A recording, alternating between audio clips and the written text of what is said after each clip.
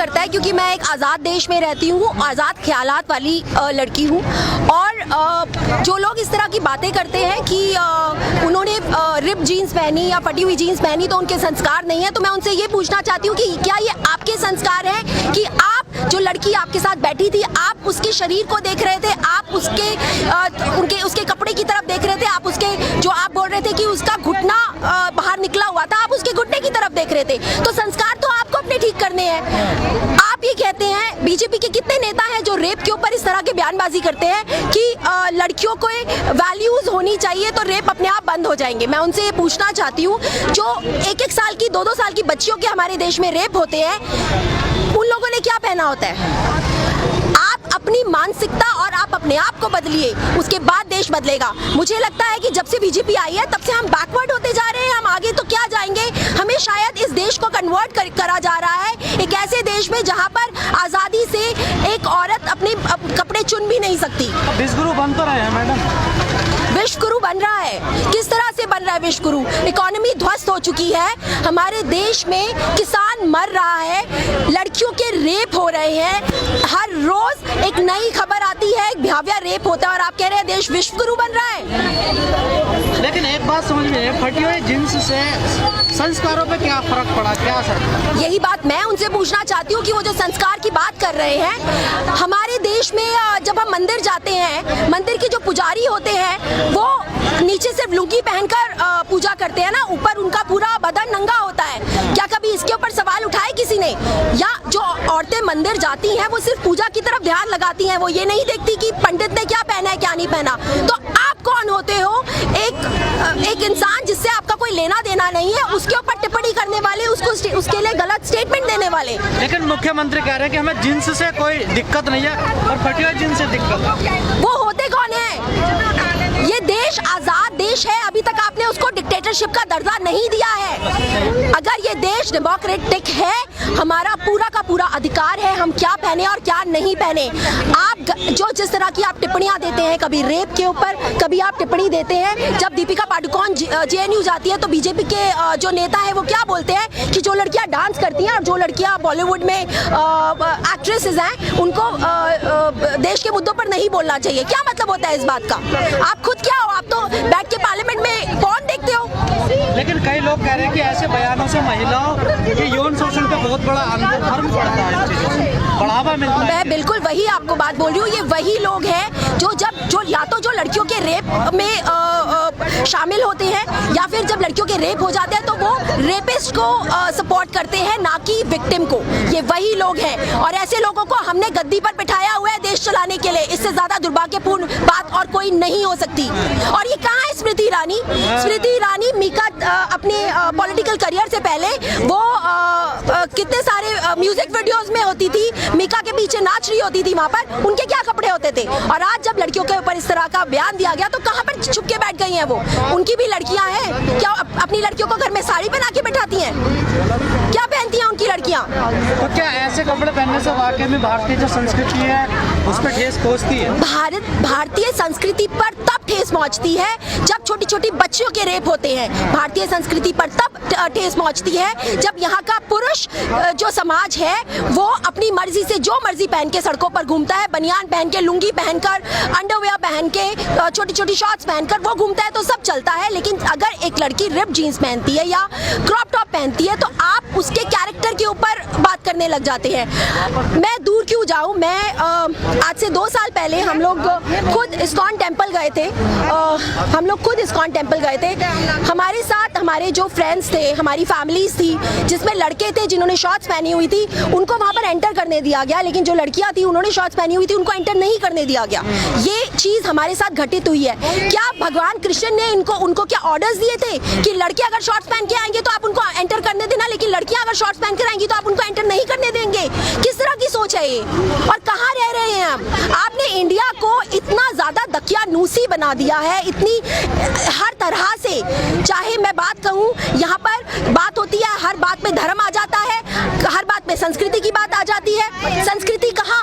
आपकी संस्कृति क्या है? आपकी संस्कृति जो आप कांग्रेस की लीडर की माँ को बार डांसर बोलते हैं, तब आपको संस्कृति समझ में नहीं आती है। आप उन्हें जर्सी काऊ बोलते हो तब आपको संस्कृति समझ नहीं आती है। वेल डन, बहुत बढ़िया। तो ऐसे बयानों को रोकने के लिए क्या किया जाए, क्योंकि ये कोई पहला कोई चिंतावश्यक नहीं है। देखिए सबसे पहले हर किसी के घर में बच्चियां हैं, लोगों को समझना होगा कि ये जो बीजेपी पार्टी है ये इस देश के लिए नहीं बनी।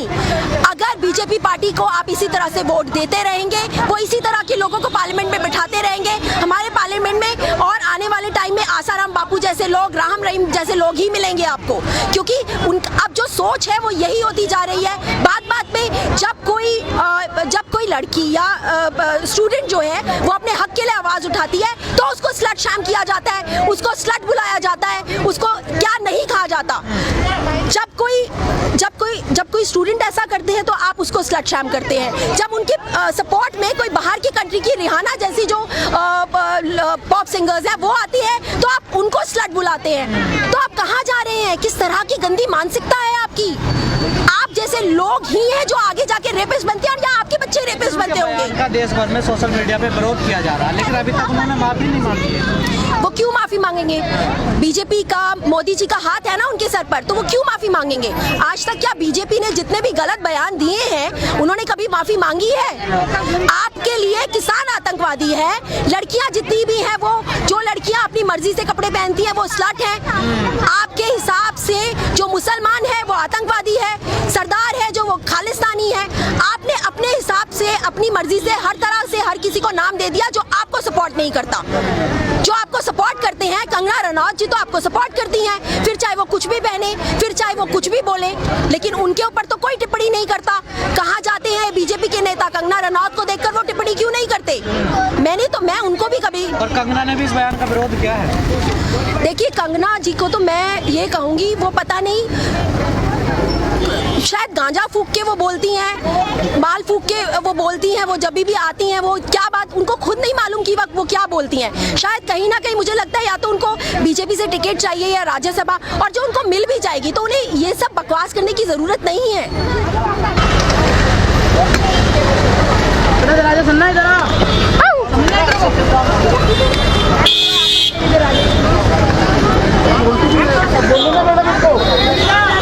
मैडम अब उसकी अमृता जी, अरे यार मैडम हटिए, आप भी आगे हटिए ना, आप पीछे आ जाइए, आप आगे आ जाइए ना, फोटो खिंचवाने के लिए। मैडम थोड़ा पीछे हो जाइए। एक मिनट रुक जाओ, नहीं मैं नहीं हट रही अब। उनको तो आगे जाइए, किनकी बची कोई आगे नहीं है।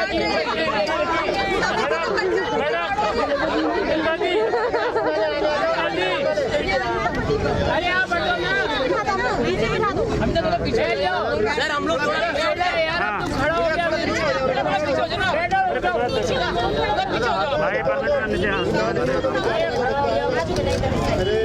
कैमरामैन क्या कर रहा है यार, ये क्या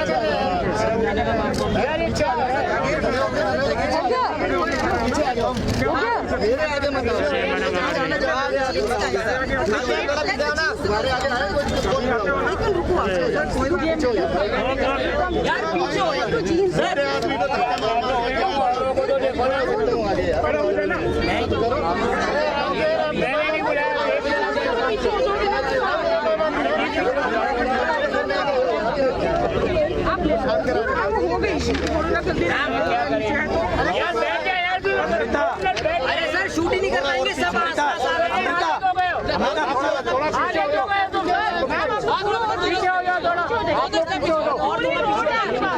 थोड़ा सा गैप दीजिए, खुला रखिए बस।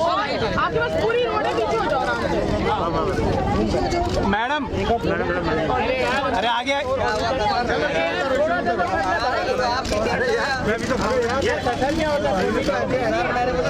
नारेबाजी करना, नारेबाजी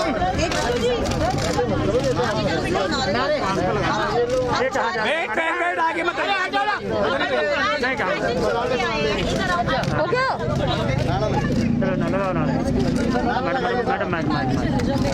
अरे यार मैडम,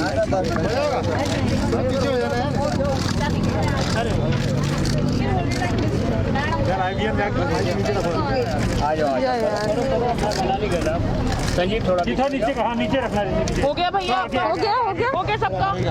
अच्छा क्या हो गया अभी?